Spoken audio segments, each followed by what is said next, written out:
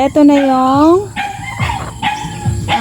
tubo ng aming binentang manok nung isang araw. So, ayan. Tapos yung iba nandun. Binibilad niya. Tapos yung iba hindi pa nakakalibas. So, bali, anim na sakong palay.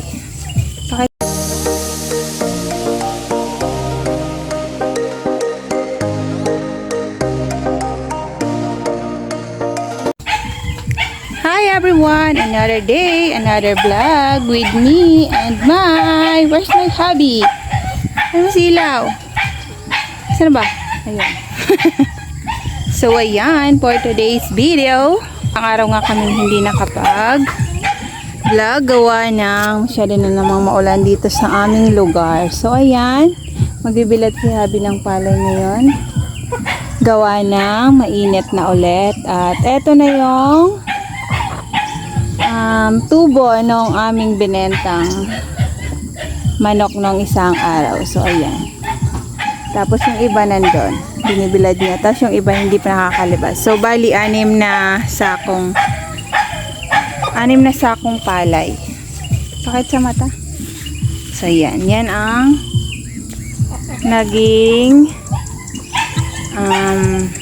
tubo ng aming manok na binenta. Masilaw.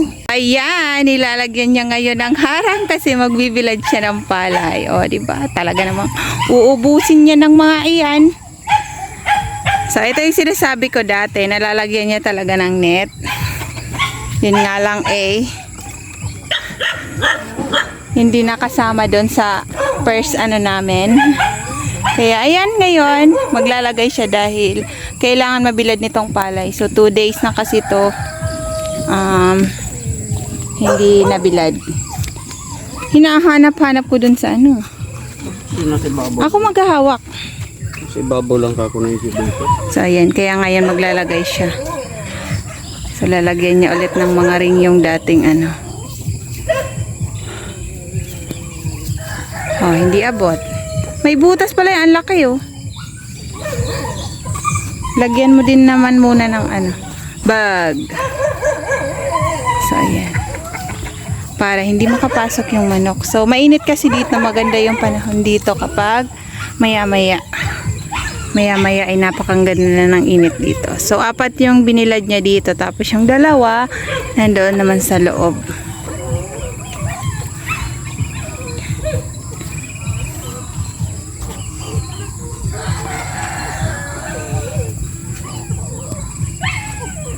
So, ilang araw kami walang video gawa nga ng napakaulan na naman dito sa amin. At sakto rin, ayan, nagkasakit ang lola nyo. Kaya naman, wala kaming ganap mag-asawa kahit busy si hubby. So, ako naman ang hindi. So, maghapon lang talagang nakahiga ang manay kaday. Kaya naman ngayon ay sasamantalihin na kasi, ayan, napakaganda na ulit ng ating kapaligiran. O, diba? Tingnan mo naman. Asul na asul.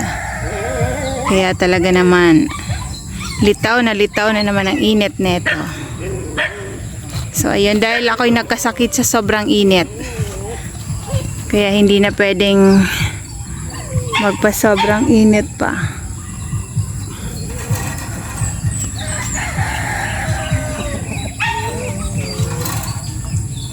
Dahil delikado na naman ang ulo natin nito.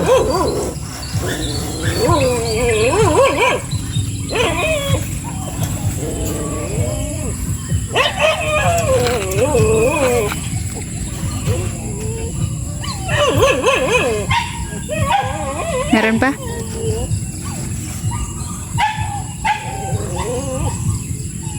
Saan yan?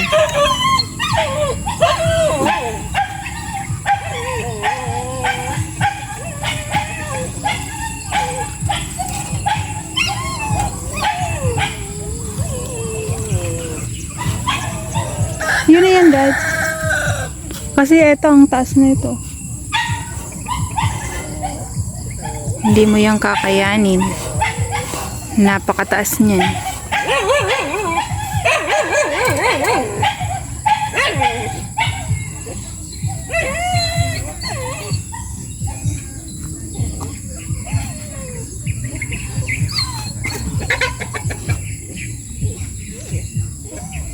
Buti na lang handa yung kanyang mga sabitan, oh, di ba? May mga kawad yan na nakalagay talaga dyan. So ready siya para sa sabitan pag may mga gantong ano.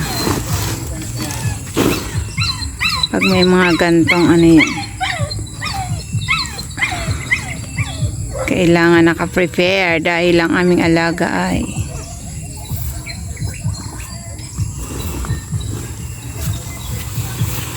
hoy, ang laki ng butas.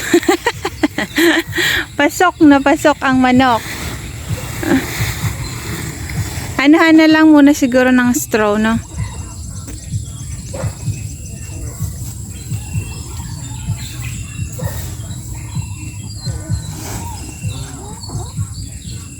Hihila ka ng lubid.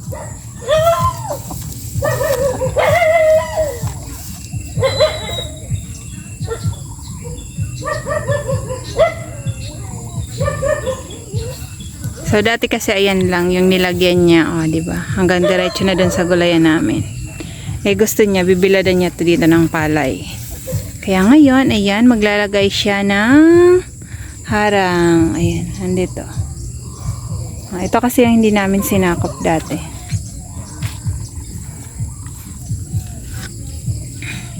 Ang ganda, parang summer na summer, oh. Summer feels! Ang ganda ng kalangitan.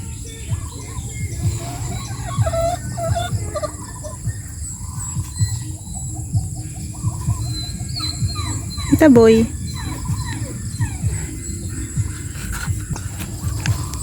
So, ayan. May nakapasok dito. Dalawa, tatlo, apat. At napakalaki ang butas. Ayan. Tcharan! Tsaka meron pa doon isa. Ayan. Sakto pala, oh. Ang galing. Ay, kaigi. At sakto.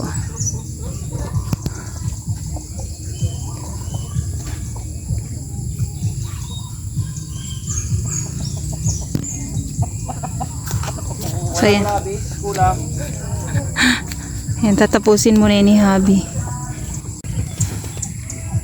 So, okay na. Kaya, ayan. Bubuksan na para mailatag na. So, ayan. Nilagyan lang namin ng mga sobrang panabit ni Habi. Yung butas. So, mamaya maganda na ang init dito. Kaya naman ngayong medyo madilim pa ay talaga naman kailangan na nga nating ilatag para mamaya hindi masyadong mainit.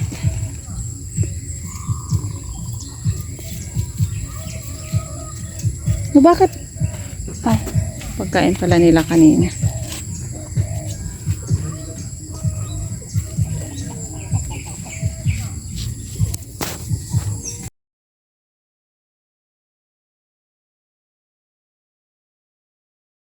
Yan, kung makikita nyo ang aking itsura. So, ang tawag nito? Mag-ano kasi ako ng palay. Anong tawag nun? Parang, uukagon kasi yun dito sa amin. Ano ba uukagon? Tagalog. Yung parang yung palay is aayusin ko. Aayusin? Walang ano si Habi dito. So, ayan, mag-ano tayo. Kasi tingnan nyo naman yung aming palay. Ayan. So, umalis kasi si Habi, kaya sabi niya sa akin, ako daw muna yung ayos nitong palay. So, papakita ko sa inyo. So, ito yung aking ayusin. So, bali sabi niya sa akin, hatiin ko lang daw sa gitna. So, ayan. Sabi niya sa akin, hatiin ko lang daw, sabi niya. So, nag-deliver kasi siya ng maalat, kaya ako yung naiwan. Kaya, ayan. Hatiin ko lang naman siya sa gitna. Para daw yung bilad ng palay ay maayos. So, gagayan ko lang siya. So, mainit kasi maganda yung panahon dito sa amin. Kaya naman, ayan. So, bilad natin kasi para matuyo. Kasi ilang araw na tong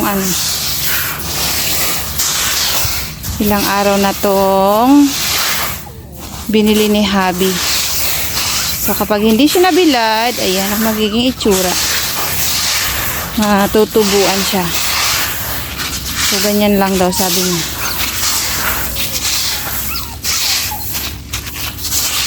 So, kaya naman, ito ang aking itsura. O, diba, balot na balot kasi mainit. So, nung isang araw, nagkakasakit kasi ako. Dahil sa sobrang init. So, sumakit yung aking ulo. Kaya naman ngayon, so, kailangan nating may umbrella together with may towel na nakabalot. So, yung kasi ang aking kahinaan, ang sobrang init. Talagang talo ako ng ano niyan. Talagang sakit ulo agad ang aking mapapala.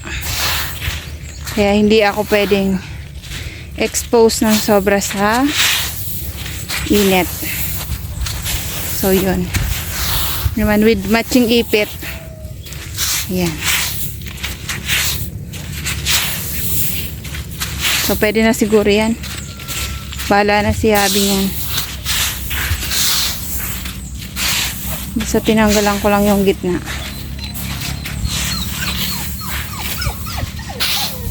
So, ayan. Tapos na ako. So, ayan. Ganyan lang yung ginawa ko. So, okay na yan. Mamaya na yan pag uwi niya. Ang init kasi. Ang ganda ng panahon ngayon. Ayan. So, tapos na. Diba, hindi ako na masyadong nainitan. So, yan. So, yan. Dahil nagbabadya na ang panahon, ayan naman. Kaya naman, ayan, pandalas na nga kami ni Habi para may lagay na nga sa sako itong palay na aming binilad. Aba naman, tingnan nyo naman. Ayan, nakaabang na ang ulanin. Aray ko, ayan.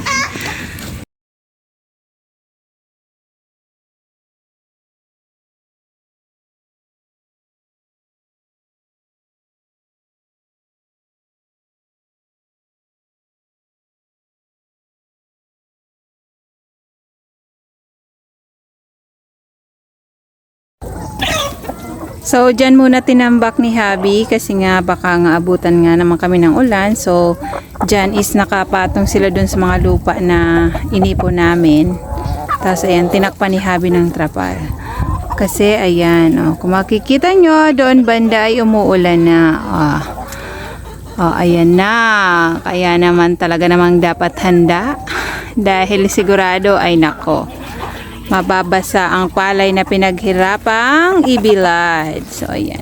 Isa-isahin lang ni Habi na iakyat habang wala pang ulan. Maaga pa sana, 1 pa lang. Kaya lang ang panahon nga ay hindi na nakikisama sa amin. Kaya naman, ayan. So, tatapusin na lang yan ni Habi ipasok. So, yan ang ganap namin ngayong araw. Ang magbilad ng palay na katas ng aming manok. So, yun lang. Thank you for watching. Bye!